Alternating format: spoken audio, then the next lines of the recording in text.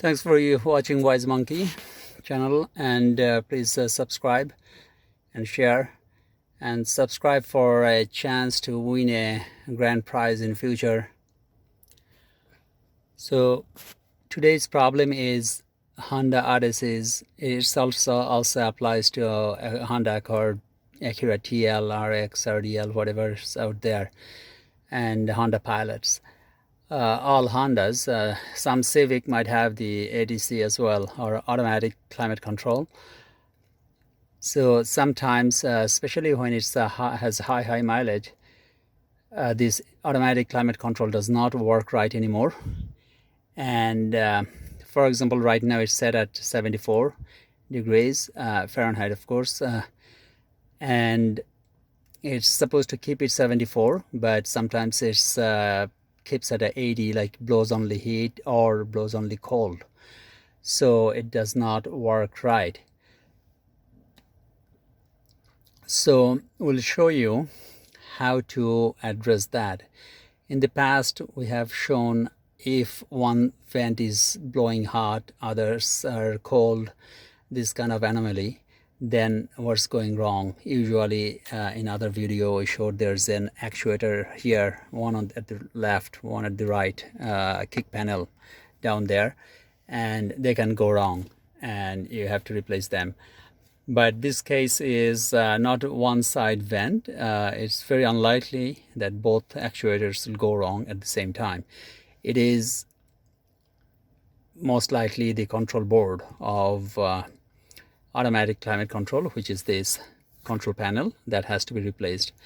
So this is a new one, or replacement one, from a used parts store, which is a lot cheaper than a brand new one. It's probably about $1,500, whereas this one is about $15, so 100 times cheaper, I guess.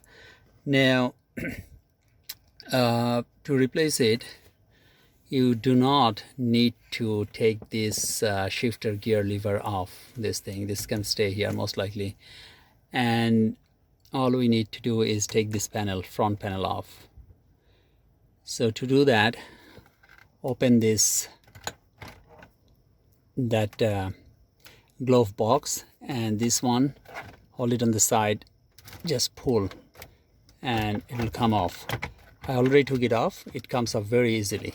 So pull, go around, pull, pull, pull, it will just come out, all of it. This is still stuck here, so just like this, pull out. Now this switch has a connector at the back, so once you pull it out, then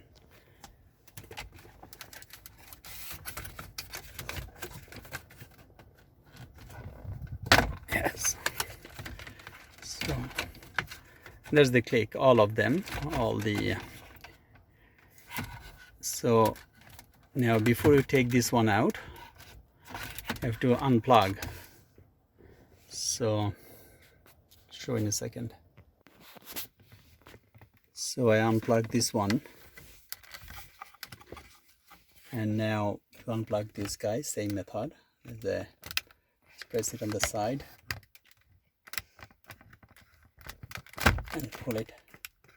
You'll see the tab, little tab there. It's hard to do. You're holding the camera.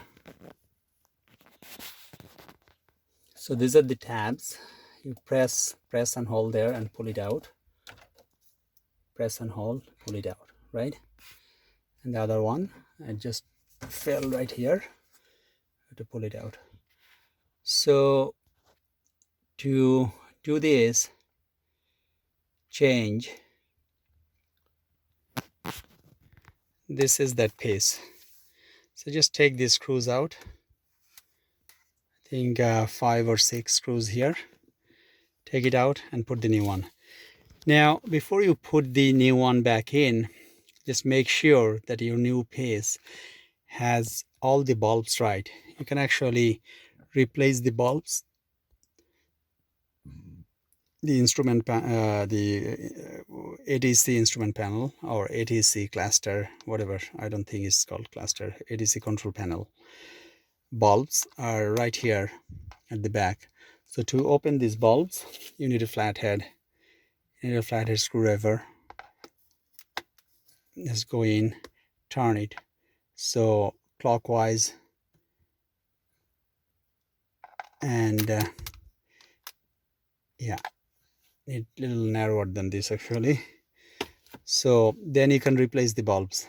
So the new one, before you install, make sure the bulbs are actually functional. Otherwise, part of your these panels will not be illuminated at night. The display is the LCD. It takes power from the battery. That's not the purpose of the bulbs. The bulbs actually illuminates these ones. Some of these at night, you can see that rear and all these writings. You can see it clearly at night if the bulbs are working. If it doesn't work, you cannot see. So make sure the bulbs are fine. So now we'll take this one out and put the other one in. Don't mix up, like take this one, separate it, and then put the other one back in, or mark the other one first, because it's easy to, they're identical. It's easy to mix up if you don't know the model numbers or batch number. Somewhere it's stamped, then it's you don't know which one is old, which one is new. So let's do it now. Let's replace it. So I took the screws off and I'm gonna replace it, but I should mention something else too. If you don't have access to a nice panel like this, or don't have access for cheap, you know, some areas, I don't know, some parts of the world, these things are, they sell very expensive actually. So then another thing you can try doing is you can open these other screws, the small screws. I think there's 4 or 6 of them. 1, 2, 3, 4, 5, 6 of them, or 7 of them. This small Phillips sets, and then you open this control panel, these clips, it comes off. So you open these, and once you open these, you can see the circuit board. And very often you'll find in the circuit board some solder that dried and cracked open. I use the magnifying glass to see if there's any solder crack or not. Dry weld, then touch them, resolder, and boom, it'll go all good, back to working. You can try that before replacing it, but that's more time consuming for people who has access to a replacement part easily for 10, 15, 20 bucks, right? So this is the one, is the old one, and now the new one comes right there. This is marked, so we know that this is the new one. So now we're gonna screw that back in and test to see if it's blowing not too cold, not too hot, like if it's working right or not. So if it doesn't, then there could be, actually I should have mentioned this before, if kind of forgot. There's another thing that can go wrong when this ATC doesn't work right, especially if it's always blowing hot or always blowing cold, that kind of problem. That is the interior temperature sensor, which is right under the ignition keys. Right here, you see there's a little window here, little vent, and right behind the vent there's a temperature sensor. You can change this sensor too. That can go bad. If it goes bad, it'll be always blowing hot or blowing cold.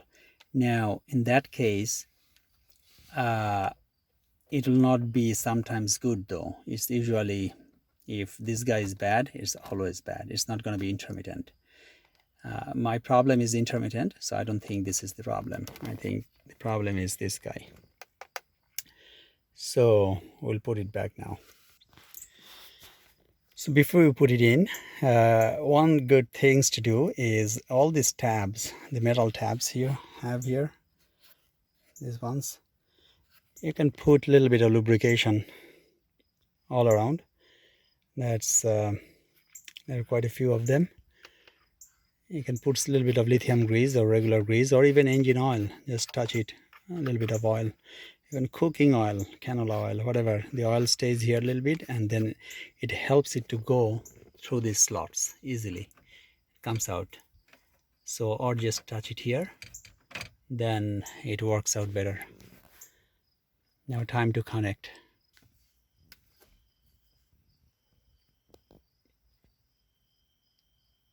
Yeah, it's all in now. Just gently press.